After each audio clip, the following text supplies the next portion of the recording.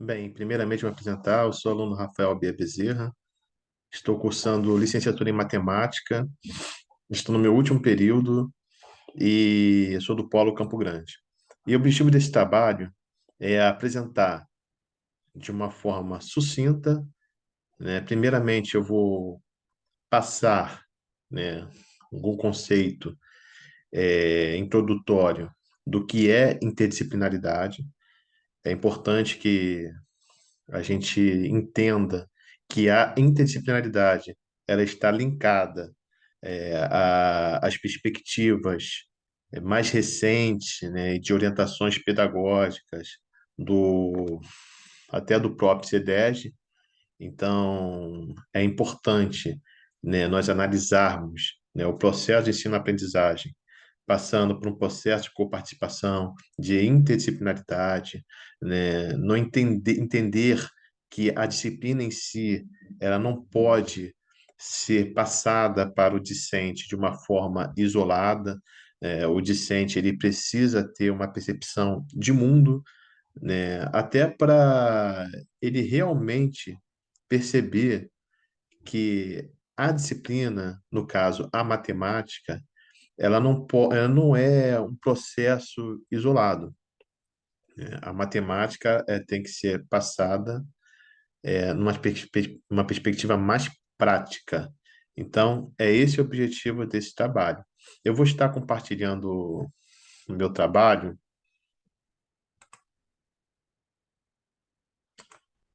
ele, pronto, ele já está aí. E, primeiramente, né, foi feito um texto. É claro que esse vídeo, o objetivo principal é mostrar o trabalho que pode ser trabalhado em sala de aula, né? E o tema principal desse trabalho é justamente função quadrática ou função do segundo grau.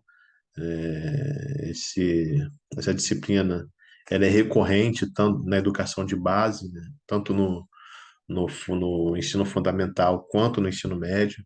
No ensino fundamental, ela é tratada numa perspectiva até mais algébrica, né? E entender a álgebra paralela também à construção gráfica da parábola.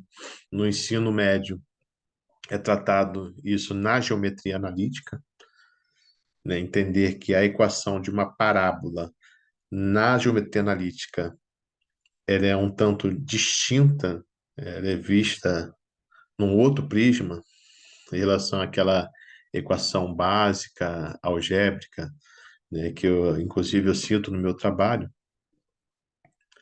Mas o objetivo principal não é entender somente isso, né? Não é falar somente de matiquês por aluno, não é uma educação bancária.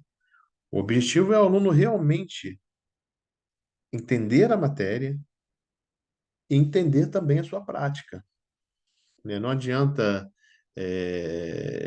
eu apresentar para o aluno ideias muito formais, né, e muitas vezes que não são tão intuitivas, se ele não vê realmente a matemática acontecer no seu dia a dia. Então, esse é o objetivo. Então, eu vou passar rapidamente aqui um conceito que, que eu elaborei, baseado em fontes de consulta, do que é interdisciplinaridade. Então, eu coloquei aqui eu vou estar passando rápido esse texto, que o objetivo principal é apresentar justamente o trabalho a respeito da função quadrática, né? Que tem como esboço gráfico a parábola, né? O arco parabólico. Pois bem, então eu defini aqui a interdisciplinaridade que está relacionada à capacidade docente de enquadrar disciplinas distintas por meio de um alinhamento em relação ao objetivo comum. O objetivo esse que pode estar intimamente ligado à principal disciplina ministrada em sala de aula. Então, a interdisciplinaridade, ela trabalha justamente isso, né? Não encarar a disciplina, né, a disciplina norte, digamos assim, no processo de aprendizagem, como um processo isolado. No caso da matemática, né? A matemática está ligada à física, ela está ligada à engenharia, está ligada à arquitetura.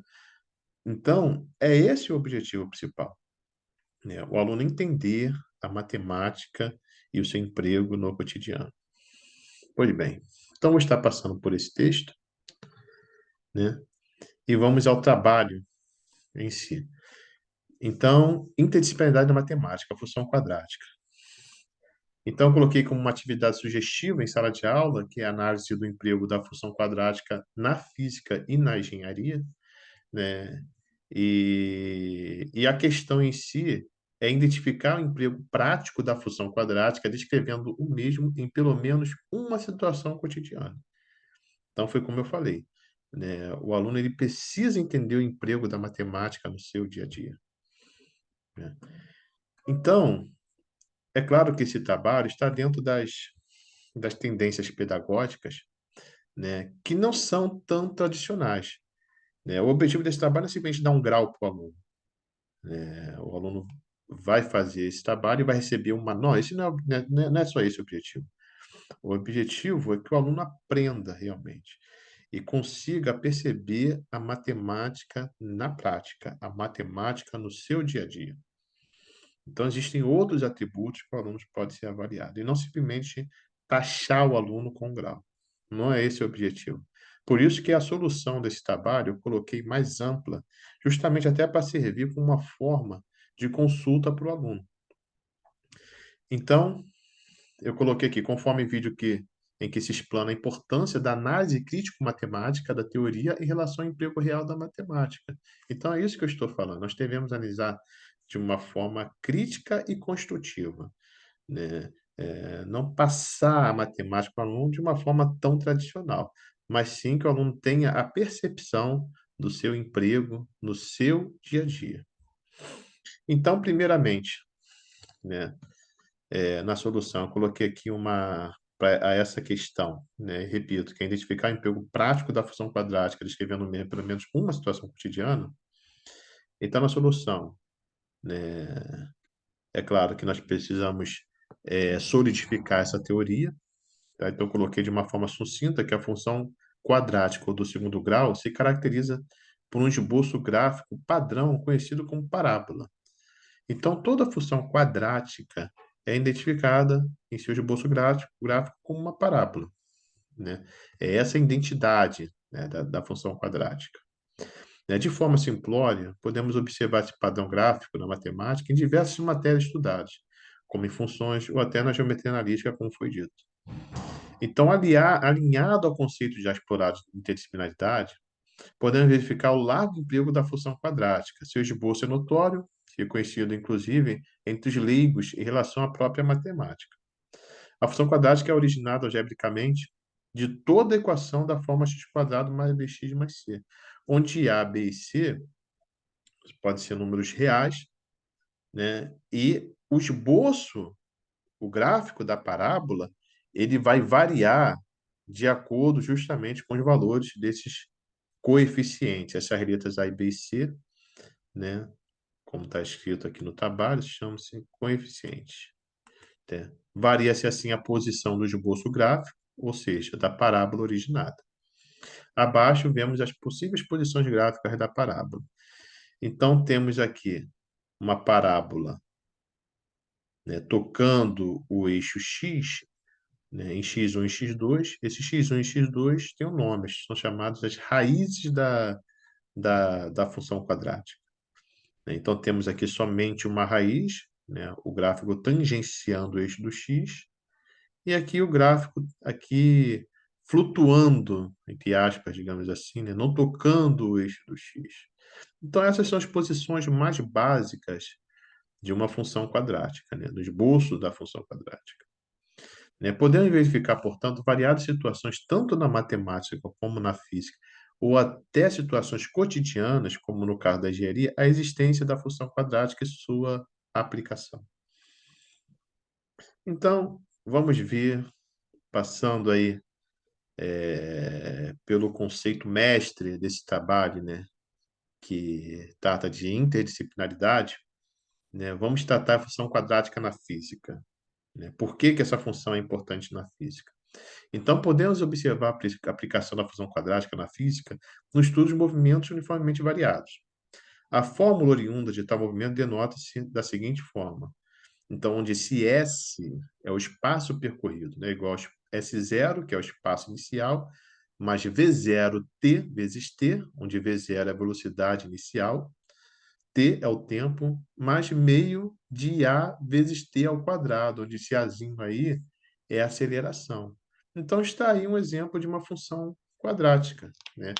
A função quadrática também é chamada do segundo grau, porque tem esse índice aqui, ó, expoente 2, na variável t, né? Conforme foi mencionado anteriormente, sempre quando tem esse índice 2 aqui, em relação à sua variável, trata-se de uma função quadrática ou do segundo grau, né? Eu coloquei justamente as suas variantes porque existe também a equação de Torricelli, né? A- as variantes, né, dessa fórmula aqui de movimento uniformemente variado, né? Continuando. O resultado de tal estudo gráfico é o esboço de uma parábola dependendo da sua posição, assim como no estudo matemático correlato dos coeficientes analisados em relação à variável t, que é o tempo. Então, está aí o esboço, né, da parábola analisada fisicamente. Tá? Repare aqui que na origem do eixo cartesiano tem aqui a velocidade inicial. Então, o esboço aqui expressa a posição do projétil, né? Ele alcança aqui uma altura máxima e depois vai decaindo, conforme o tempo. Então, agora, né, contribuindo com a questão, né, repare que eu coloquei para identificar o emprego prático da função quadrática, descrevendo pelo menos uma situação cotidiana.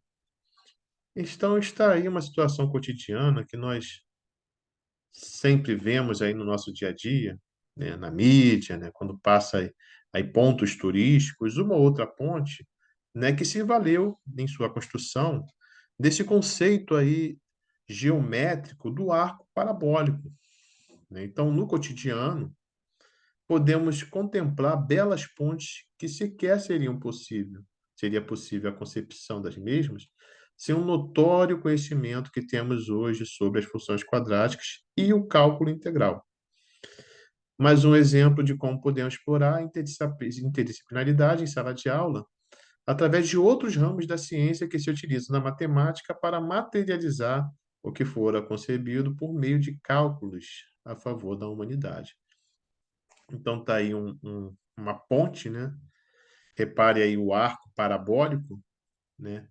Esse arco, ele é feito com cálculo matemático, né? Isso tudo é calculado, né? Então, eu coloquei aqui embaixo aqui está a função do segundo grau, né? A equação quadrática que dá origem a esse arco parabólico, né? Um trabalho de engenharia que hoje é muito mais simples de ser concebido por meio de software, né, da computação, né? Um meio auxiliar.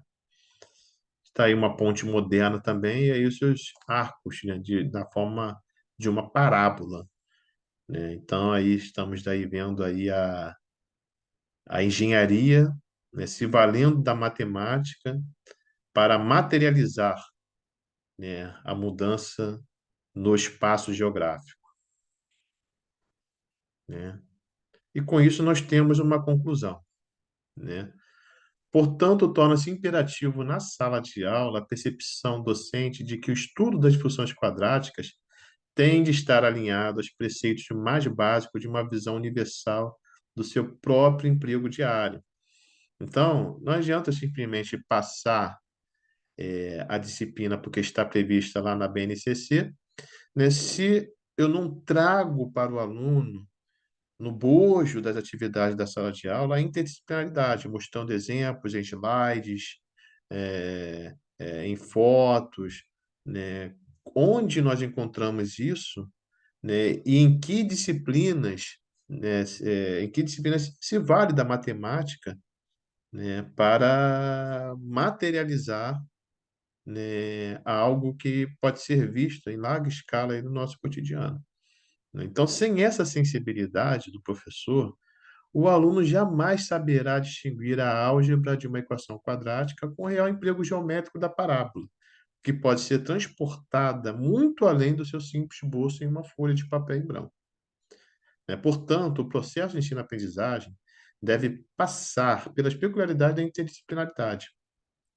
Tal processo exige mais do docente, exige muito mais do professor, porque o professor ele tem que aumentar o seu leque de conhecimento. O professor ele precisa de um autoaperfeiçoamento, né? Não é fácil trabalhar em interdisciplinaridade em sala de aula, mas nos dias de hoje urge esse atributo, né, em todo professor, né?